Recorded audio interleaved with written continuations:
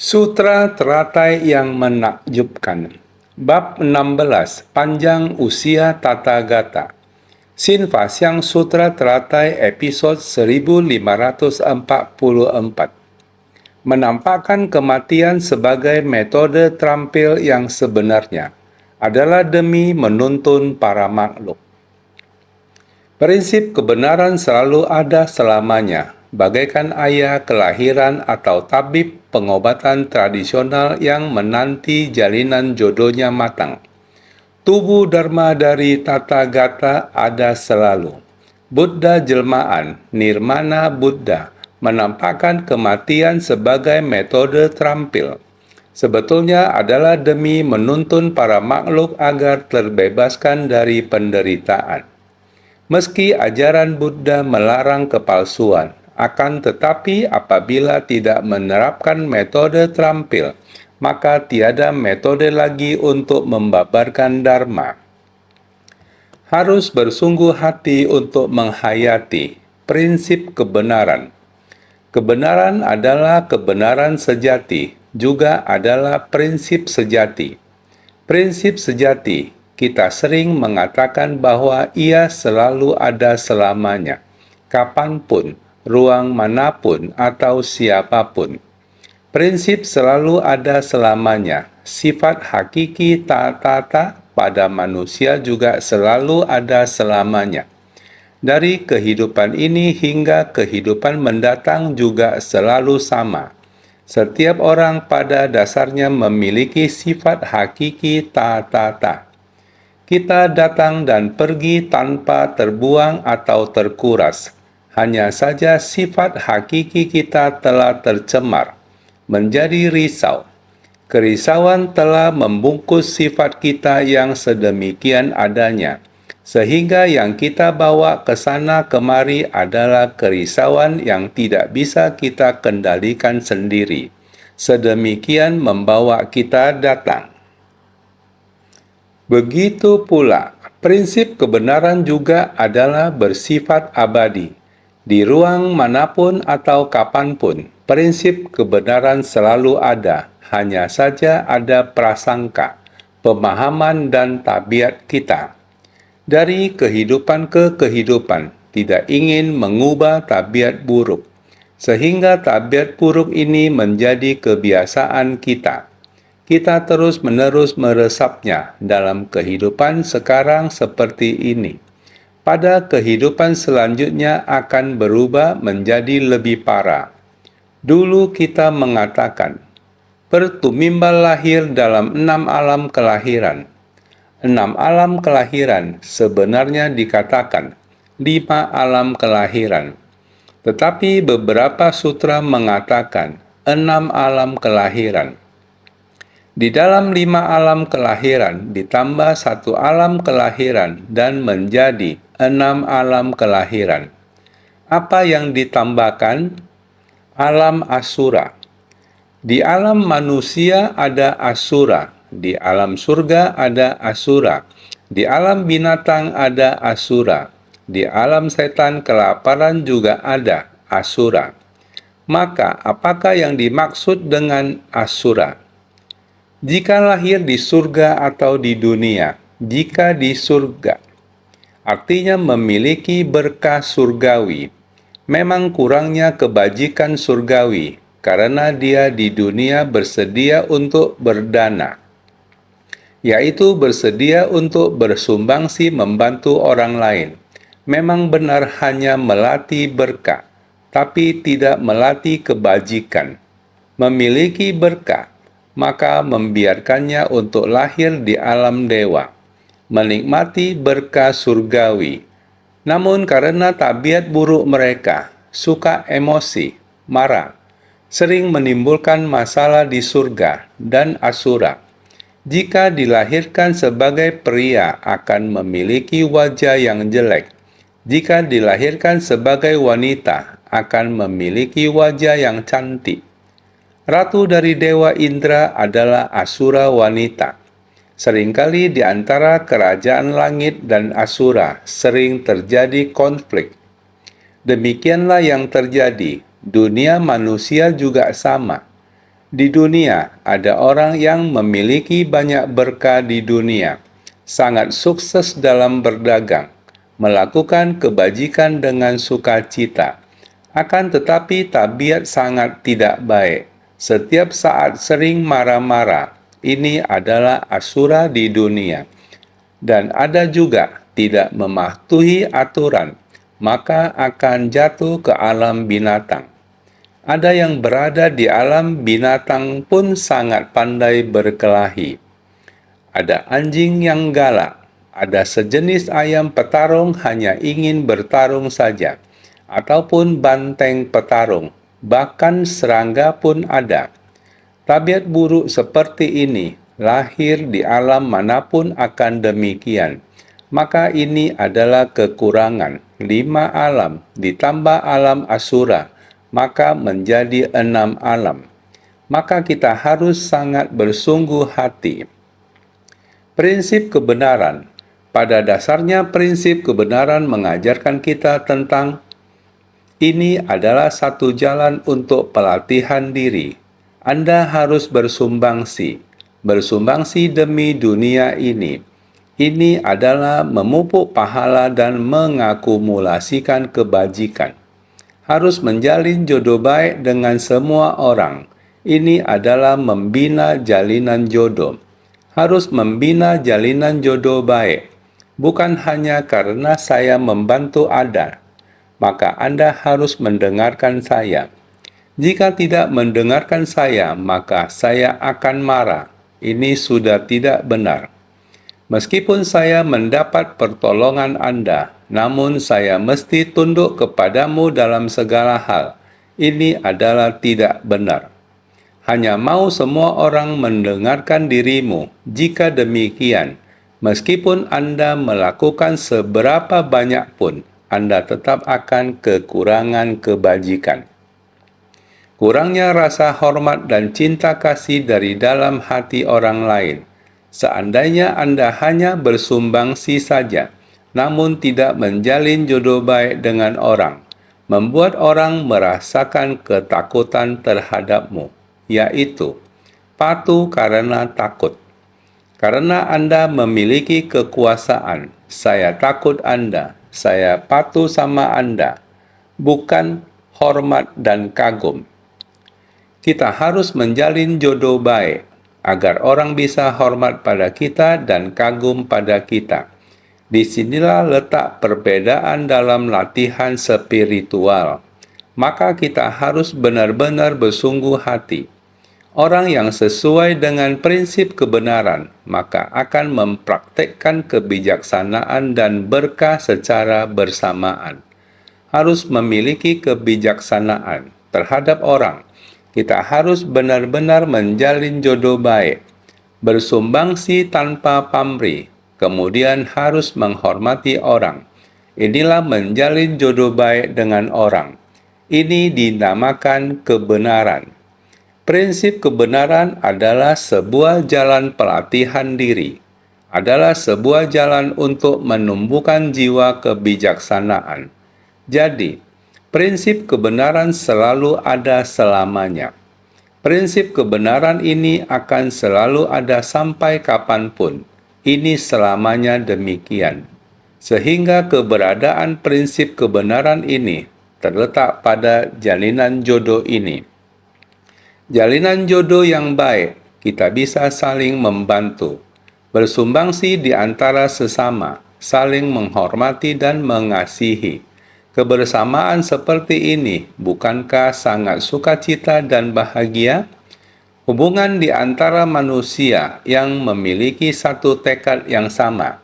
Bersediakah berjalan bersama di jalan kebenaran ini? Jadi, dunia juga demikian. Bagaikan ayah kelahiran atau tabib pengobatan tradisional. Orang awam, perumah tangga, semua orang merupakan ayah yang memiliki anak. Semuanya telah menjadi ayah ataupun menjadi ibu. Generasi adalah dengan demikian berlanjut. Sebenarnya jodoh dengan anak, apakah itu jodoh baik? Ataukah jodoh yang tidak baik? Apakah anak akan mengikuti keinginan Anda dalam setiap hal? Apakah akan mendengarkan Anda dalam setiap hal? Sangat penurut? Ini juga harus melihat kita di masa lalu, kehidupan lalu. Bagaimana menjalin jodoh dengan orang? Ini semuanya adalah saling mendukung, saling membantu. Dengan demikian, di kehidupan ini, apa hubungan kita di kehidupan mendatang? Jalinan jodohnya akan bagaimana lagi? Akan ada hubungan yang bagaimana lagi? Ini semuanya harus melihat jalinan jodoh ini. Jalinan jodoh orang awam, ayah dan anak, abang adik, kakak adik, ataupun teman, ataupun lain-lainnya. Semuanya ini karena adanya jalinan jodoh. Sama juga antara dokter dengan pasien.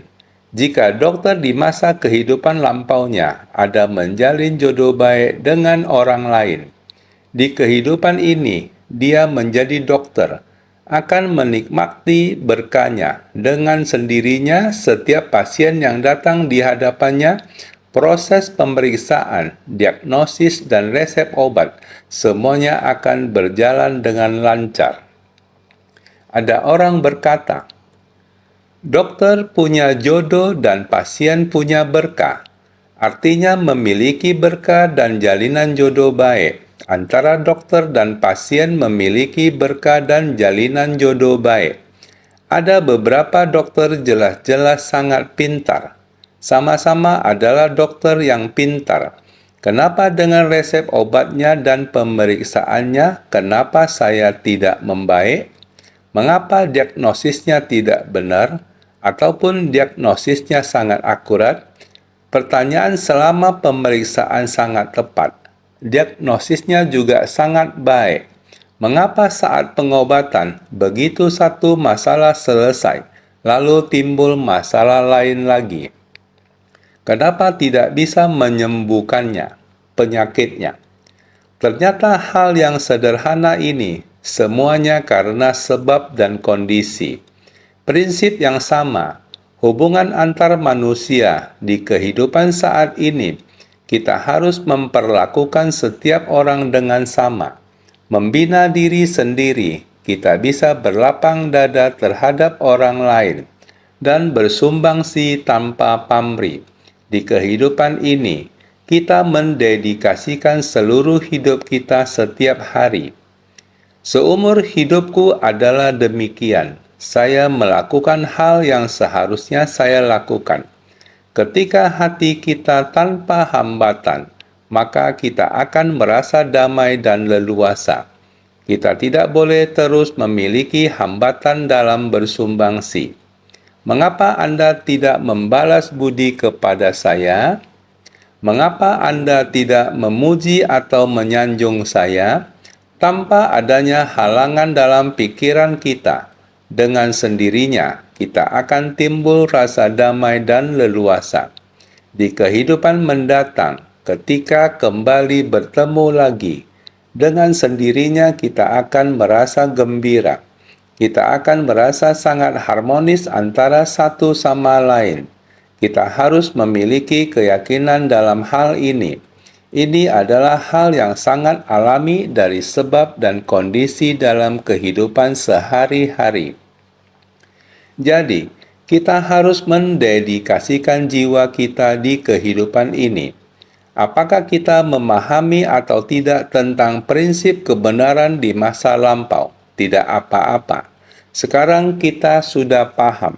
Kita harus bersungguh-sungguh menggunakan kehidupan kita saat ini untuk mengubah sifat buruk kita terhadap orang lain di masa lalu, atau mengubah kebiasaan buruk kita. Jika kita memiliki kebiasaan buruk, kita harus segera mengubahnya sekarang. Kita harus mendedikasikan jiwa kehidupan untuk melatih diri di kehidupan ini. Kehidupan kita tidak kekal. Jadi, seberapa lama yang kita miliki untuk mengubah dan memupuk kebiasaan kita? Kita harus segera mengubah kebiasaan kita menjadi baik. seringkali berkata, dalam pembinaan diri tidak ada yang bisa dibina, hanya perlu membina kebiasaan kita. Kita harus memperbaiki kebiasaan buruk kita di masa lalu dengan segera mengubah kebiasaan buruk menjadi kebiasaan baik ini. Memperbaiki masa lampau dan membina masa mendatang. Untuk memperbaiki kesalahan di masa lalu, kita harus mengubahnya sekarang juga. Demi masa depan ini, memperbaiki kesalahan masa lampau dan membina masa mendatang. Kita harus segera berubah. Jangan terus berkata, "Saya tidak bisa, sangat sulit untuk berubah." Segalanya diciptakan oleh batin. Oleh karena itu, kita harus berubah. Makanya dikatakan, tubuh dharma dari tata gata ada selalu. Kita harus mengingat sifat hakiki kita. Tubuh dharma dari tata gata adalah hakikat dharma. Setiap orang memiliki tubuh dharma dari tata gata yang selamanya selalu ada di kehidupan saat ini. Kita hanyalah diselimuti oleh kegelapan batin. Sebenarnya, apa yang ada di dalam diri kita adalah tata sejati yang sangat murni. Seperti ketika kita selesai makan buah, terdapat benih, dan di bagian luar benih itu masih terdapat cangkang. Di dalam cangkang itulah gen dari benih itu yang sebenarnya berada. Sehingga gen itulah yang merupakan benih yang sesungguhnya. Oleh karena itu, dengan kata lain, setiap orang dari kita juga sama seperti itu. Sehingga dikatakan, hakikat dharma dari tatata adalah tubuh dharma yang selamanya selalu ada. Kita harus berusaha keras untuk sepenuhnya menghilangkan kegelapan batin dan tabiat buruk kita dari luar. Kerisauan kita, karena terlebih dahulu memiliki kerisauan sehingga muncul kegelapan batin. Dari mana kerisauan kita ini berasal? Adalah berasal dari tabiat buruk kita. Karena tabiat buruk sehingga terciptanya kerisauan bagi kita. Dan kerisauan itu telah menjadi sebuah kebiasaan yang tertanam di dalam lubuk hati kita. Inilah yang disebut sebagai kegelapan batin. Karena ini, kita sama sekali tidak mampu lagi untuk dapat memahami prinsip-prinsip kebenaran. Oleh karena itu, lapisan-lapisan ini adalah memberitahukan kita agar dengan segera untuk membina diri. Kita harus segera memperbaiki tabiat buruk kita. Kita tidak boleh lagi membawa tabiat buruk. Kerisauan dan kegelapan batin ini di kelahiran berikutnya. Jadi, tubuh dharma ada selalu. Sifat hakiki yang demikian adanya selalu ada. Buddha jelmaan, Nirmana Buddha, menampakkan kematian sebagai metode terampil. Buddha jelmaan muncul karena sebab dan kondisi. Jika menyangkut sebab dan kondisi, karena beliau adalah Sang Mahasadar yang tercerahkan, datang karena satu tujuan besar. Berulang kali beliau kembali ke dunia ini, selalu bergantung pada sebab dan kondisi, yang sering saya bicarakan baru-baru ini. Ketika berbicara mengenai Sang Buddha di dunia Saha, dalam kerajaan Kapilavastu, semua sebab dan kondisinya telah matang. Oleh karena itu, beliau dilahirkan di istana. Dalam perjalanan kehidupan ini, beliau datang ke istana dengan membawa balasan berkah di dunia. Beliau menjalani masa hidup dengan cara ini. Beliau mencapai kebuddhaan, mengajarkan dharma dan lainnya. Seperti orang pada umumnya, beliau juga menua, mengalami sakit dan meninggal dunia. memasuki parinirvana. Ini menunjukkan kepada orang-orang di dunia bahwa Sang Buddha juga hidup di dunia ini, mencapai kebuddhaan di dunia dan kemudian meninggal dunia. Ini memberitahukan kepada kita bahwa dunia ini pada dasarnya tidak ada yang kekal. Ini adalah ketidakkekalan. Hal serupa juga terjadi kepada Sang Buddha yang telah mencapai kebuddhaan. Ini adalah kejadian normal. Setiap orang berada dalam perubahan yang tidak kekal. Perubahan terus-menerus dan tak henti-hentinya. Terjadi tanpa kita sadari, berubah di setiap detiknya. Inilah sebabnya kita sering mengatakan bahwa kita tidak tahu bagaimana kita dari muda menjadi tua. Tidak ada seorang pun yang menyadari hal ini. Bagaimana kondisi dan lingkungan dunia berubah? Kapan tanah yang tandus ini dibangun menjadi begitu baik, menjadi begitu makmur dan ramai, setelah melewati beberapa dekade dan ratusan tahun, kita melihat ke masa lalu. Ratusan tahun kemudian kita melihat situs bersejarah, tempat yang dulunya pernah makmur dan berbudaya, kini telah hancur, dan tempat kita yang dulunya adalah tanah yang tandus, sekarang pembangunan menjadi sangat berkembang. Hal ini terjadi di bumi. Kapan terjadi perubahan era ini? Terjadi tanpa kita sadari, terutama kondisi dan lingkungan. Pepohonan sudah tumbuh dengan subur.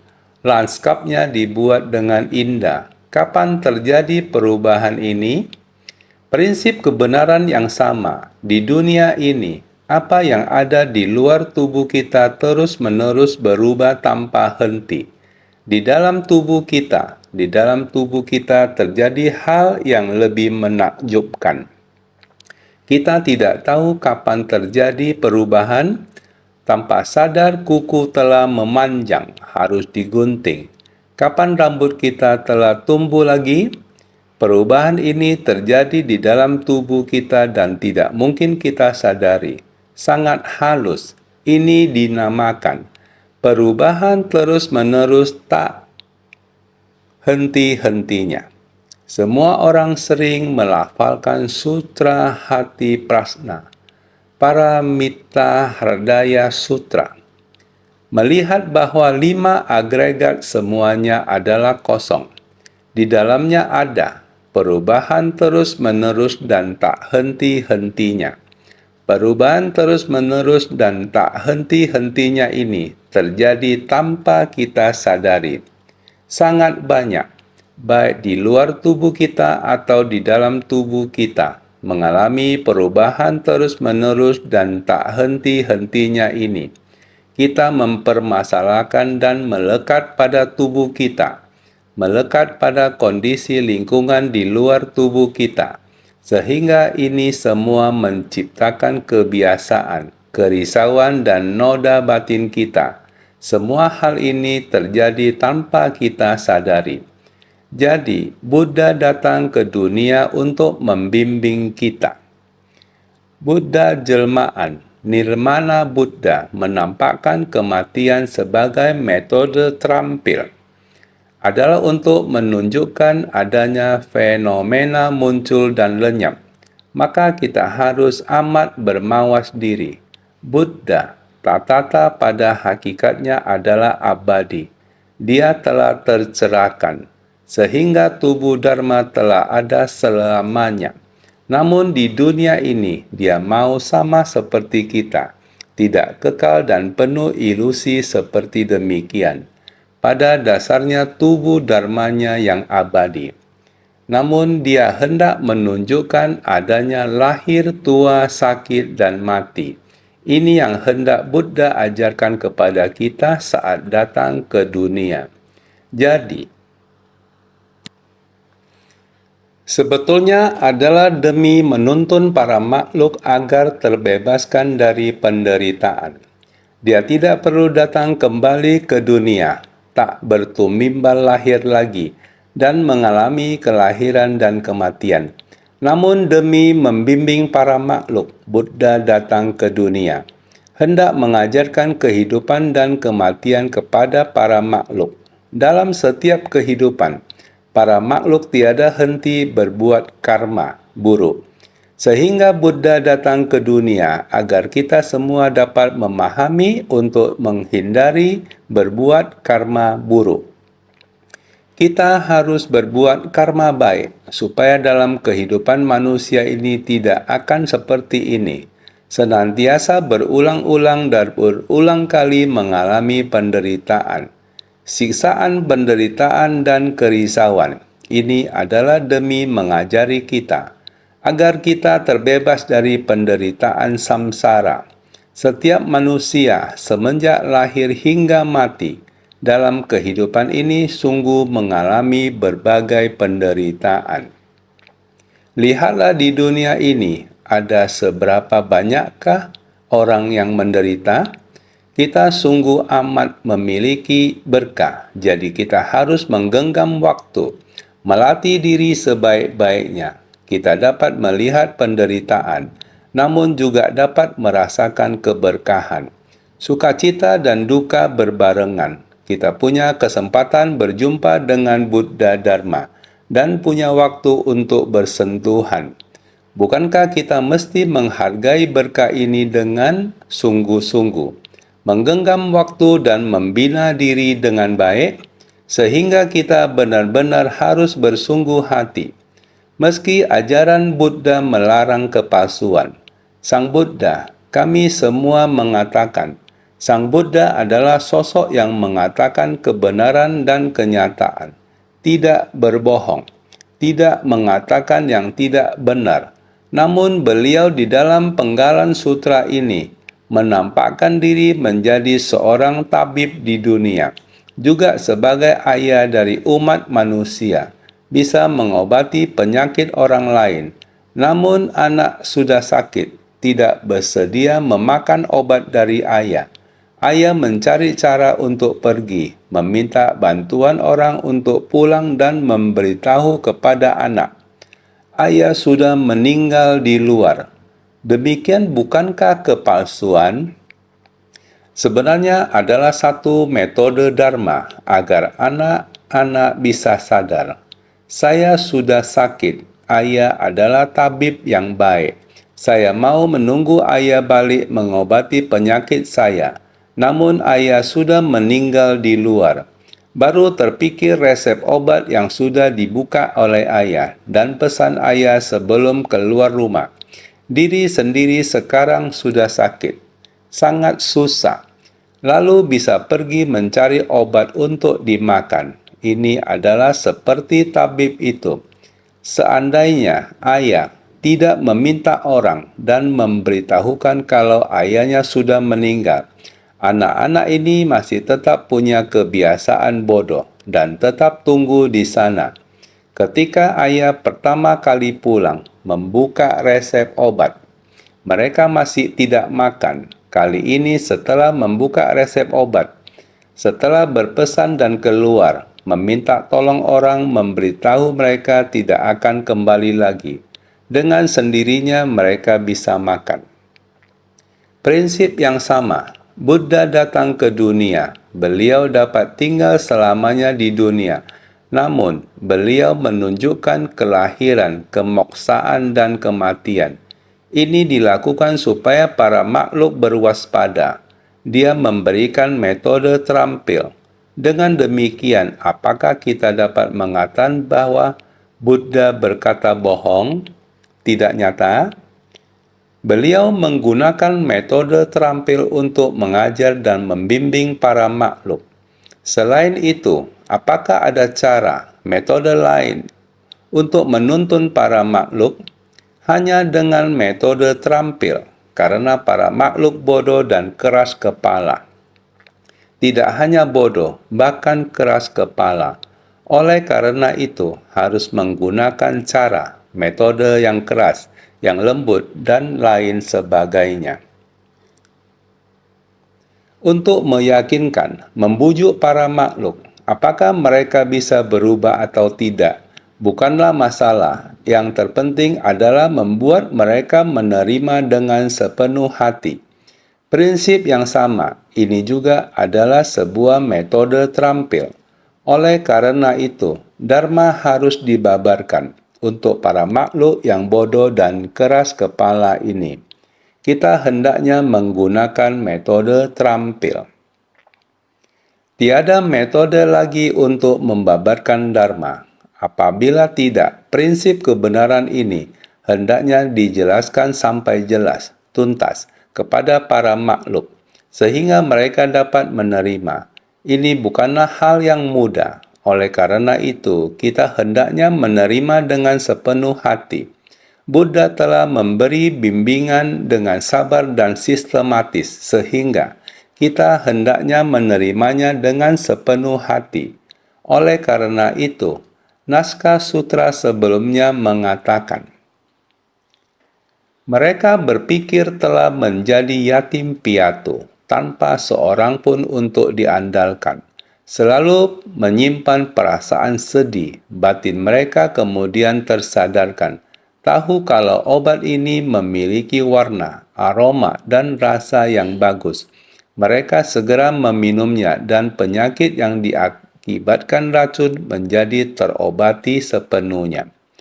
Sutra Teratai Bab 16, Panjang Usia Tathagata. Karena mengetahui bahwa ayah mereka sudah meninggal, maka mereka berwaspada dan mulai sadar. Tahu kalau obat ini memiliki warna, aroma, dan rasa yang bagus. Mereka segera meminumnya dan penyakit yang diakibatkan racun menjadi terobati sepenuhnya. Mereka sudah mengetahui sehingga mereka minum obat mujarab dan penyakit mereka sembuh. Karena mereka hanya bisa mengandalkan Dharma untuk menyembuhkan penyakit mereka. Hanya bisa mengandalkan obat mujarab untuk menyembuhkan mereka. Mereka tidak dapat mengandalkan Buddha di dunia ini. Oleh karena itu, harus dengan sepenuh hati menerima Dharma. Ketika sang ayah mendengar kalau para putranya telah sembuh, serta merta pulang dan membiarkan mereka semua bertemu dengannya. Sutra Teratai Bab 16, Panjang Usia Tathagata. Pada saat ini, sang ayah yang merupakan tabib telah kembali, bertemu dengan anak, menunjukkan kepada anak. Ternyata ayah kembali dengan sehat dan selamat. Penggalan naskah sutra ini juga memiliki maknanya sendiri. Naskah sutra di bawah ini kembali mengatakan demikian. Para pria berbudi, bagaimana menurut pendapat kalian? Apakah mungkin ada orang yang boleh mengatakan kalau tabib yang bagus ini telah melakukan kesalahan dengan berdusta? Tentu tidak, Tathagata. Sutra Teratai Bab 16, Panjang Usia Tathagata. Penggalan naskah sutra ini, kita harus bersungguh hati menghayatinya. Para pria berbudi adalah panggilan Buddha terhadap orang-orang yang telah pasti dan tidak kehilangan batin semula, yang telah melatih dan menegakkan Dharma, disebut sebagai pria berbudi. Para pria berbudi, bagaimana menurut pendapat kalian terhadap orang-orang yang telah berketetapan hati dan bertekad untuk melatih dan menegakkan Dharma? Buddha menyebut mereka para pria berbudi. Buddha bertanya, bagaimana menurut pendapat kalian? Seberapa banyak mereka memahami tentang tahu, kenal, dan praktik dari Dharma? Mereka ini sangatlah murni. Setelah mendengarkan Dharma, mereka menerima dengan keyakinan, meyakini secara mendalam tanpa meragukannya, sehingga tidak kehilangan batin semula, juga tidak berhenti melatih diri dengan Dharma. Menerima ajaran dari Buddha Dharma tanpa keraguan, inilah yang disebut sebagai pria berbudi. Buddha menanyakan kepada sekelompok orang ini, bagaimana menurut pendapat kalian? Apa yang kalian rasakan dengan menggunakan perumpamaan demikian? Perumpamaan anak tabib yang memiliki penyakit. Setelah mendengar penggalan cerita ini, bagaimana perasaan Anda? Beliau menanyakan, apakah Anda mengetahuinya? Sebenarnya cerita ini seberapa banyak yang Anda ketahui? Seberapa banyak yang Anda mengerti? Seberapa banyak yang mampu Anda praktikkan dalam tindakan nyata? Bagaimana perasaan Anda? Demikianlah pertanyaan dari beliau. Sang Buddha sangat welas asih. Setelah membabarkan Dharma, beliau akan menanyakan kembali perasaan dan penerimaan mereka setelah mendengarkan Dharma, serta seberapa banyak yang dihayati. Demikianlah yang ditanyakan, untuk mengerti akar kapasitas para makhluk dan seberapa banyak yang telah mereka pahami. Sehingga, apakah mungkin ada orang yang boleh mengatakan kalau tabib yang bagus ini telah melakukan kesalahan dengan berdusta? Sang ayah tabib, demi menyelamatkan para putranya, menggunakan metode terampil dengan menyampaikan kabar palsu bahwa ayah mereka telah wafat dengan tujuan untuk menyelamatkan para putranya. Apakah ada orang yang boleh mengatakan kalau sang ayah telah melakukan kesalahan dengan berdusta? Buddha bertanya, bagaimana perasaan kalian? Seberapa banyak yang kalian pahami dengan perumpamaan seperti ini? Apakah ada orang yang mengatakan bahwa tabib yang bagus ini telah berdusta? Apakah dia mengatakan yang tidak nyata? Bolehkah mereka boleh berkata seperti ini karena tabib, ayah ini, demi menyelamatkan anak-anaknya, dia menggunakan metode terampil dan asumsi menggunakan metode pengganti untuk menyelamatkan anak-anak. Maka dia mempercayakan seseorang untuk memberitahu anak-anaknya, ayah sudah meninggal. Kematian ayah pasti itu tidak benar, tapi karena untuk menyelamatkan anak-anak. Kalau kamu tidak serius, ayahmu sudah meninggal di luar. Kalian anak-anak yang sakit, jangan lagi menunggu ayah kalian kembali. Ayah sudah meresepkan obat, jadi kalian harus segera meminumnya. Ini mempunyai makna seperti itu. Utusan ini adalah seorang bodhisattva, seorang ayah yang dianalogikan dengan Sang Buddha. Ketika Sang Buddha mengutus seorang utusan untuk berbicara, dia adalah seorang bodhisattva. Bodhisattva. Di era tanpa Buddha, kita membutuhkan bodhisattva di dunia.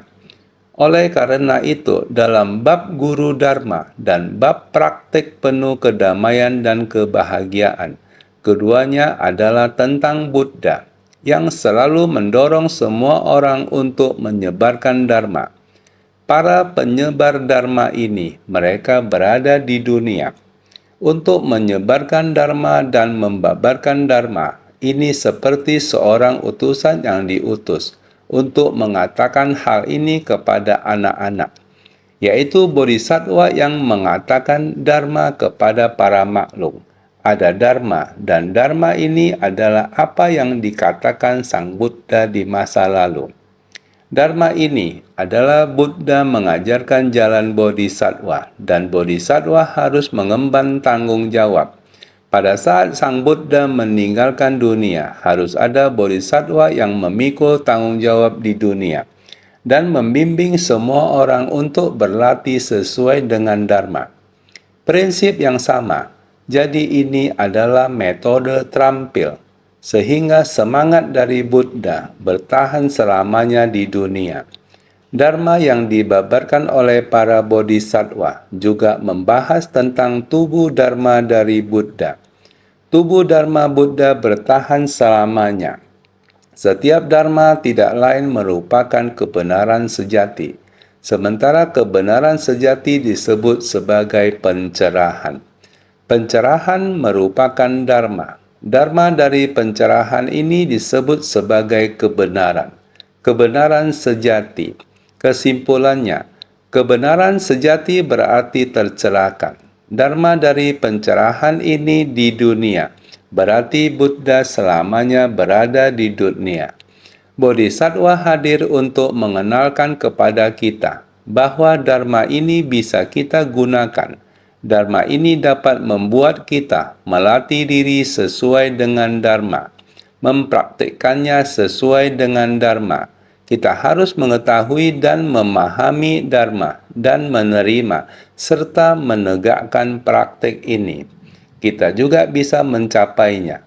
Metode seperti ini adalah demi menolong dan membimbing para makhluk. Metode terampil sehingga menyampaikan kabar palsu bahwa ayah mereka telah wafat. Sebenarnya ini demi menolong anak-anak, adalah demi membimbing para makhluk. Apakah ada orang yang akan mengatakan bahwa dia, Buddha, telah melakukan kesalahan dengan berdusta? Akankah ada orang yang mengkritik seperti itu? Ini caranya Buddha balik bertanya kepada orang yang mendengarkan Dharma.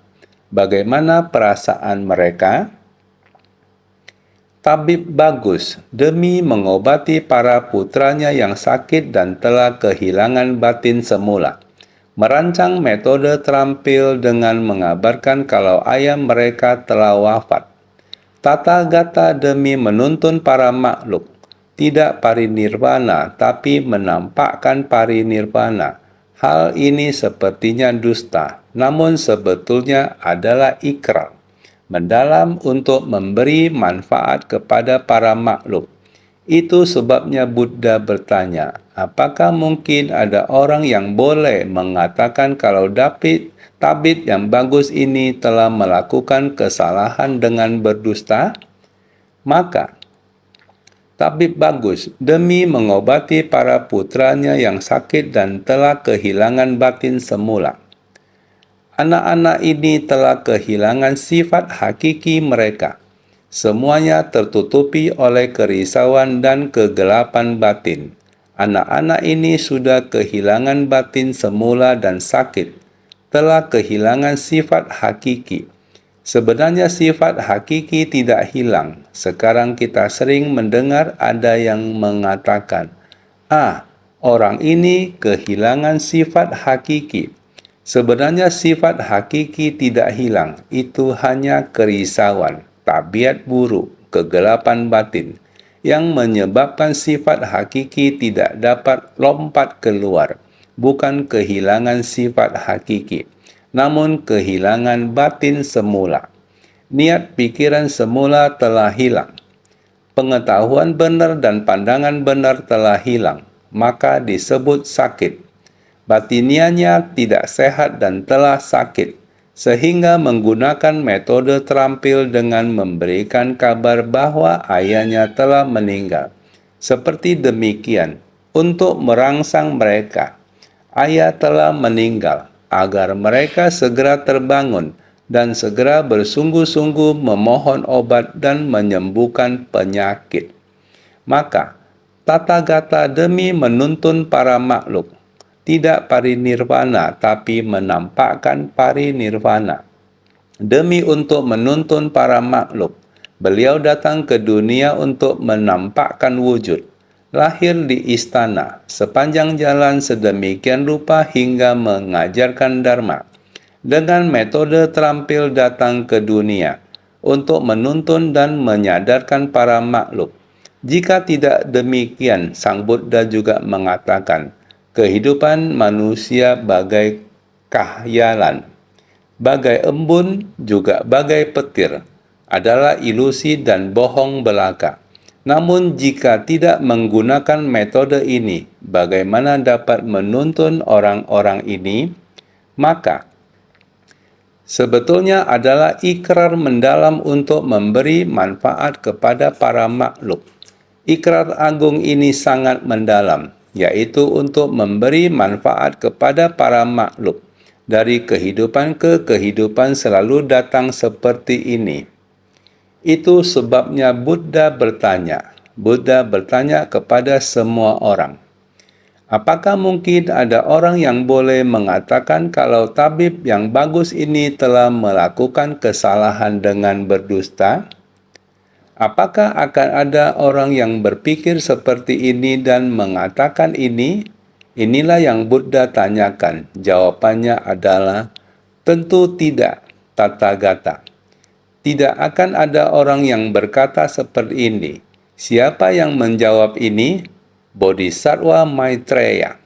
Karena Bodhisattva Maitreya ada di persamuhan dan mewakili banyak bodhisattva untuk meminta Buddha mengajarkan tentang bab panjang usia Tathagata.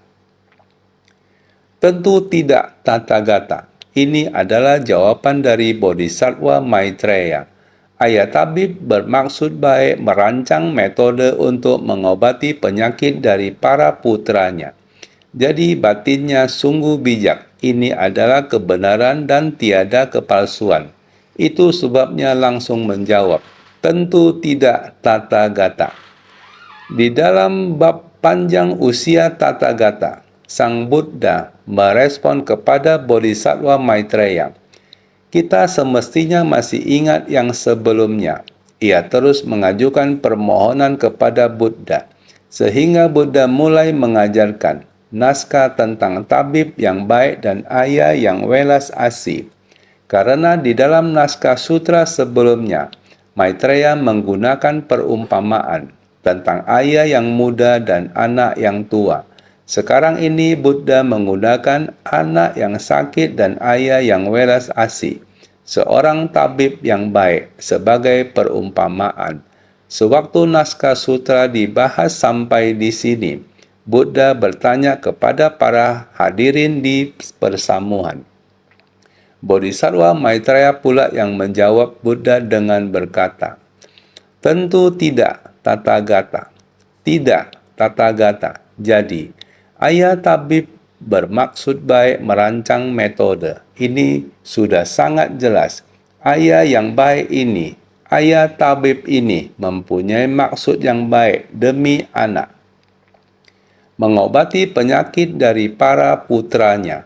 Jadi batinnya sungguh bijak. Ayah ini, batinnya sangat jelas, menggunakan kebijaksanaannya untuk menolong anak. Sebetulnya dalam batinnya tidak ada niat kepalsuan dan kebohongan. Demi untuk menyembuhkan anak, tidak punya pilihan lain selain menggunakan metode terampil ini. Meminta orang lain untuk mengabarkan pada anaknya kalau ayah telah meninggal. Inilah kebijaksanaan sang ayah. Pikirannya sangat jernih. Terhadap anak harus menggunakan metode seperti apa agar anak-anak sadar untuk meminum obat. Ini adalah jawaban Maitreya terhadap Buddha. Mengetahui maksud dari tabib adalah demikian. Demi untuk merawat penyakit sang anak, menggunakan metode terampil demikian. Ini adalah benar dan tidak palsu. Ini adalah kebenaran. Merupakan proses memberi resep obat dengan hati welas asih. Proses menyelamatkan anak. Oleh karena itu, langsung menjawab, tentu tidak, Tathagata. Menjawab dengan demikian sederhana. Dalam sutra ini terdapat ajaran sementara dan ajaran sejati. Tiada yang boleh atau tidak boleh, asalkan memberi manfaat kepada semua makhluk. Dharma apa pula yang tidak boleh digunakan? Itu sebabnya ajaran sementara yang besar dengan menampakkan kelahiran dan parinirvana. Semuanya disesuaikan dengan waktu dan kapasitas. Bagaimana mungkin dianggap dusta? Dalam sutra ini terdapat ajaran sementara dan ajaran sejati. Menunjukkan ketika Buddha membabarkan Dharma, ada menggunakan sementara, yaitu menggunakan metode terampil selama 42 tahun terakhir, menggunakan metode sementara. Metode terampil 42 tahun kemudian memberikan ajaran sejati. Menggunakan ajaran sejati, membabarkan sutra teratai, mengajarkan ajaran bodhisattva. Jadi, tiada yang boleh atau tidak boleh. Demikian menggunakan cara ini, tidak ada yang benar atau salah. Sesuai kapasitas para makhluk. Para makhluk mampu menerima ajaran, inilah metode terampil yang sementara. Para makhluk menerimanya. Terhadap Dharma ada manfaatnya. Jadi, bagi para makhluk, asalkan memberi manfaat, menggunakan metode terampil ini, meski hanya metode terampil, namun bermanfaat untuk para makhluk. Jadi, Dharma apa pula yang tidak boleh digunakan? Asalkan bisa menyelamatkan para makhluk, obat apapun bisa digunakan. Dharma apapun bisa digunakan. Jadi ini adalah demi menyelamatkan para makhluk dan membantu tabib mengobati penyakit. Ini harus tergantung pada kapasitas para makhluk dan kondisi penggunaan obat. Maka perlu menggunakan metode yang berbeda. Jadi, menampakkan kelahiran dan parinirvana.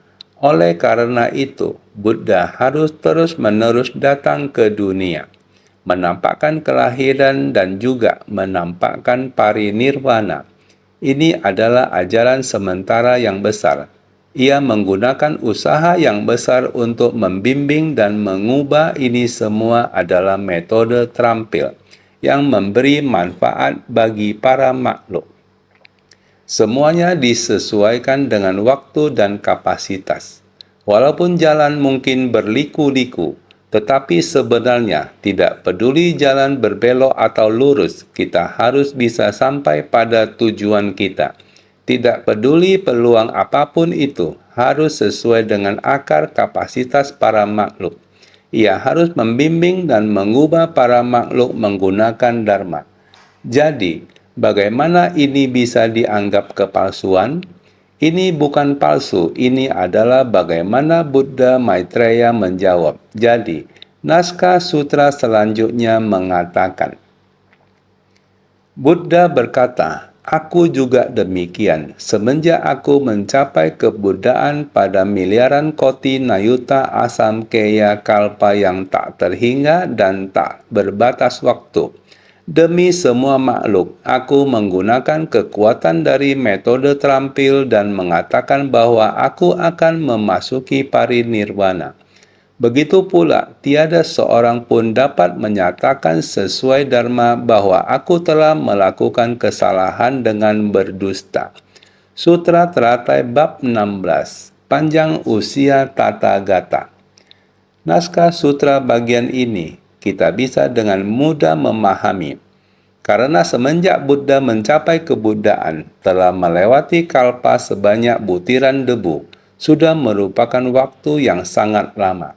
Demi para makhluk menggunakan metode terampil, mengatakan telah dilahirkan dan memasuki parinirvana. Naskah sutra sebelumnya lebih kurang telah dipahami, sehingga selama banyak masa kehidupan dan banyak kalpa, demikian datang untuk mengajar dan membimbing mereka di dunia.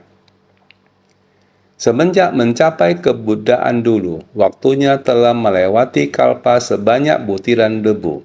Tetapi demi para makhluk, sebagai metode terampil mengatakan telah dilahirkan dan memasuki parinirvana. Selama banyak masa kehidupan dan banyak kalpa datang untuk mengajar dan membimbing mereka, sehingga mengajarkan dan membimbing para makhluk. Menggunakan metode terampil menyatakan akan memasuki parinirvana. Ini merupakan metode terampil yang bijaksana. Buddha selama banyak kehidupan menampakkan diri di dunia untuk mengajar dan membimbing para makhluk. Sebagai metode terampil menyatakan akan memasuki parinirvana. Ini adalah kebijaksanaan dari metode terampil, bukannya dusta. Buddha mengembangkan kebijaksanaan dari metode terampil untuk membimbing para makhluk. Dari mereka yang tidak paham ajaran Buddha menjadi menerima ajaran Buddha.